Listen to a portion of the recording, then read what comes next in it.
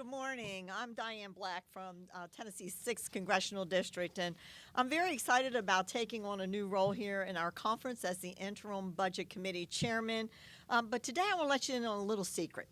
More than any fancy title that comes before my name, the last two letters after my name are very important to me, and that's RN. I still keep my license today, and I remember the oath that I took over 40 years ago to devote myself to the welfare of those committed to my care. It's why I feel so strongly about repealing Obamacare, because I have seen in my state how this has hurt the Tennesseans and how it has failed to deliver to them on the most basic promises. Now, in our state, 28,000 people lost their coverage in a single day in a program called Cover Tennessee. And it lapsed because the Obama administration decreed that it ran afoul of the federal government's top-down requirements. Now, premiums in our state currently are rising by 63%. And 3/4 of our counties in our state only have one insurer to choose from on the Obamacare exchange. And these stories are being repeated across the country, and behind every headline, real people and real stories are damaging change. And that's why this week, the House and the Senate are poised to vote on a budget resolution that paves the way for repealing Obamacare. But that doesn't mean that we're going to return to the status quo. Repealing Obamacare gives us a clean slate to provide something better. We have offered pages upon pages of a concrete plan and substantive solutions in our Better Way healthcare blueprint, which you can read if you go to better.gop. We've tried healthcare reform the Washington way, and it didn't work. And now we're going to do it the right way. On behalf of the Budget Committee and the House Republicans, we're ready to get to work. Thank you. Morning. Good morning. Good morning. Jeez, what the heck? First of all, we need to remember something. This law is hurting people right now. Look at how much worse things have gotten just in the last few months. More double-digit premium increases, more deductible heights, more people losing their plans. You just heard from Diane Black. How many counties? 3/4 of the counties of Tennessee, a monopoly, one choice. 63% increase in premiums just in Tennessee. So without delay, we are taking action. We are putting in place the tools necessary to keep our promise on this law. We're acting quickly because Obamacare is failing. You have to remember this. Obamacare is failing. For many Americans, it's already failed. For people seeing their premiums skyrocket, Obamacare has already failed. For people suddenly stuck with only one plan to choose from, a monopoly, this law has failed them. For people with deductibles so high that they try to get by without going to the doctor, this law has failed them. There is a better way, and we have made it clear what we want to replace Obamacare with: a truly patient-centered system with more choices and lower costs. A system that gives you the control and the freedom that Obamacare has taken from you. We ran on these ideas. We gave people a very clear choice, and they deserve action. So Democrats can try to talk around Obamacare's problems day and night.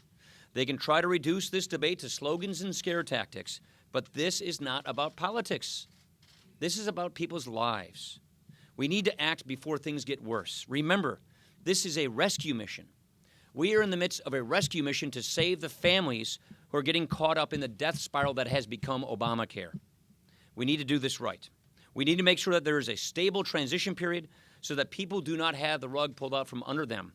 This is how we will keep our promise to the American people. I want to thank Diane Black for becoming the chair of budget and the work that she's doing. But most importantly, we've all known her as a nurse. When she talks about 3/4 of Tennessee only having one plan, that's not just about Tennessee. 1,022 counties across America only have one plan. There's only a little over 3,000 counties for all of America. That's why the Americans are asking us, after looking at this plan, They want to be rescued from it, and they want to see relief coming along the other end with the proposals, what we bring forth. That's exactly what you'll get from this Congress. There's other things I'd like to highlight of what's gone on in this new Congress. If you watched last week about the Midnight Rule and the REINS Act, relief and unshackling our economic drive of business. You know, the CBO reports in the last 5 years, there's on average 82 major rulings of regulation has been enacted. To become a major ruling, you have to impose at least $100 million onto business. 82 each year for the last 5. You would have thought after the election in November, when the American people made a large statement, that this administration would have woken up. They probably would have paused and said America needs to work again and have the new administration come in.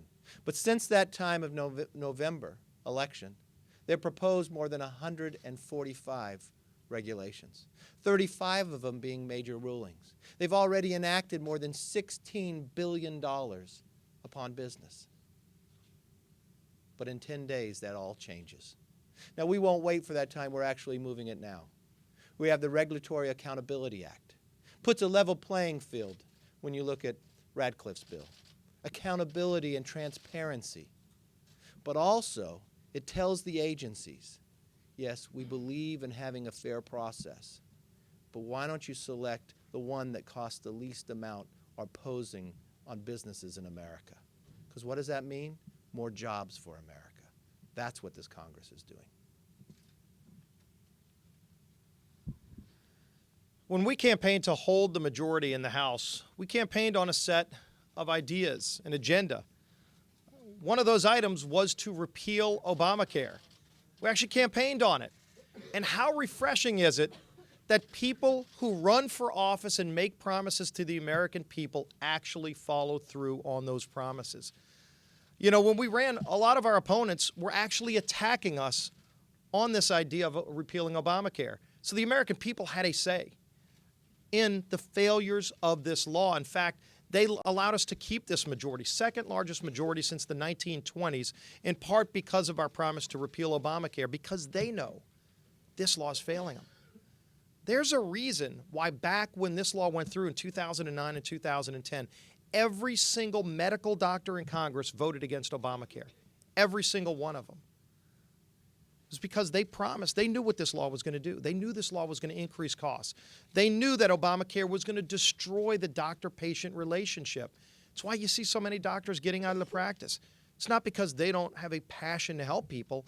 It's because they know Obamacare takes away their ability to provide the good health care that they know and like, that they took an oath to deliver. This law is failing families all across the country, and they begged for relief.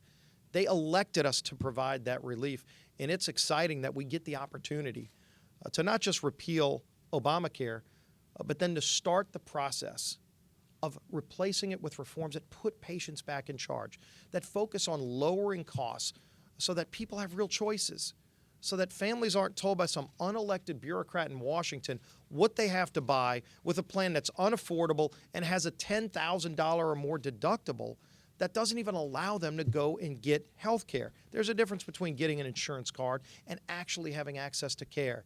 It's about time that people who are elected to office actually follow through on their promises and provide relief for the American people who are struggling.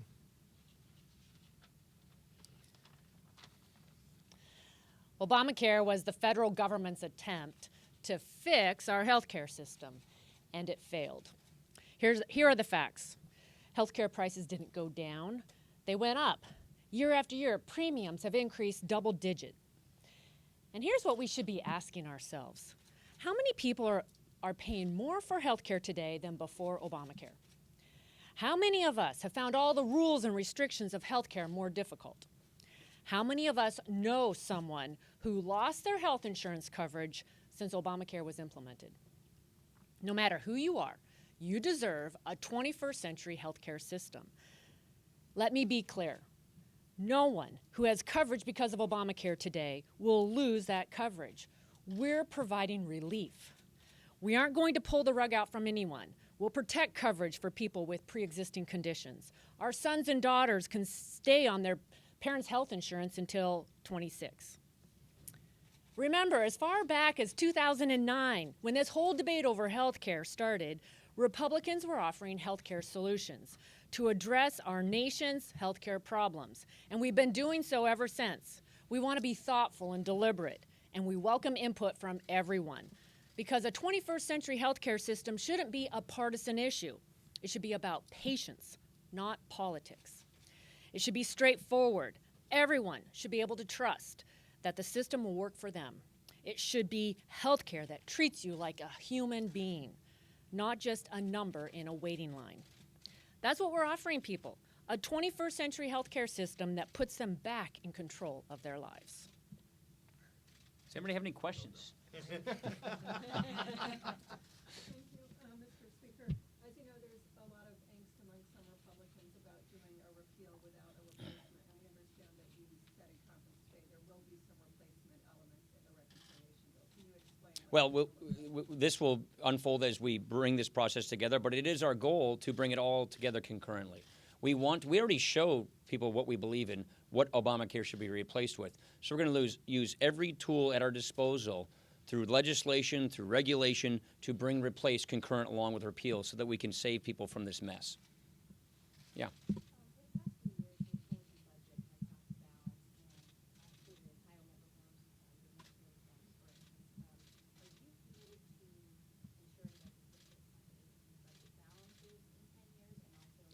We haven't even gotten a budget from the Trump administration yet because the Trump administration hasn't occurred yet. So right now we have an FY17 budget or an FY18 budget resolution, which is a tool for repeal. The traditional budget will occur this spring.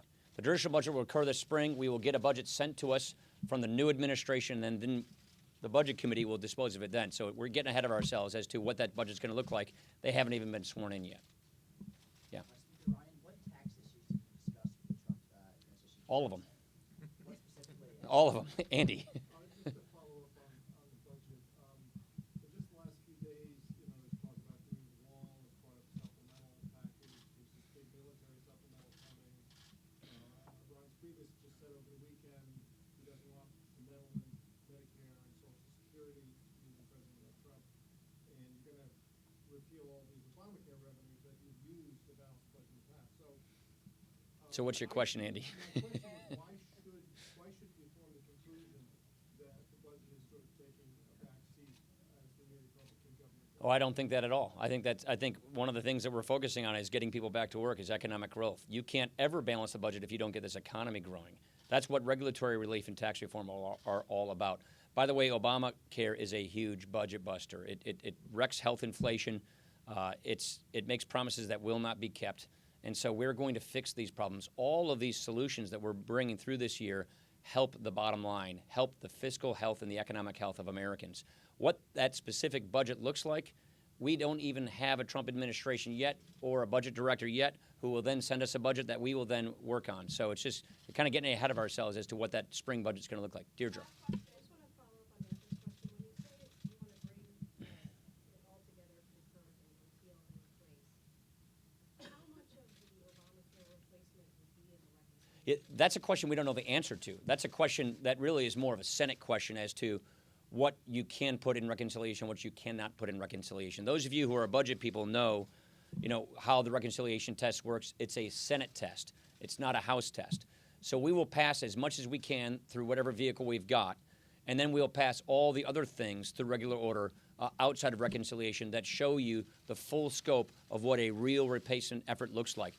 But just know, repealing Obamacare in the beginning and giving people relief and allowing companies to compete and giving more choices to begin with will help heal this problem we have. So immediately we can provide relief this year to families struggling under Obamacare. That's good. Then we want to build on that success by even getting more reforms through regular order if it has to occur outside of reconciliation. The point being, we have ideas and solutions. Obamacare is failing and failing quickly. I mean, it's really bad. Families can't even go to the doctor because their deductibles are so high, so they just skip having health care. Their premiums are so high, more and more people aren't even buying health insurance, and so only people who are desperate to get it are buying it, and that is what we call a death spiral. We're getting warnings from insurance companies that they're pulling out, and people will have zero choices this year on top of even more premium increases. This law is failing quickly. We've got to step in and provide relief and a rescue for the American people, and that's exactly why we're doing what we're doing. Thank you.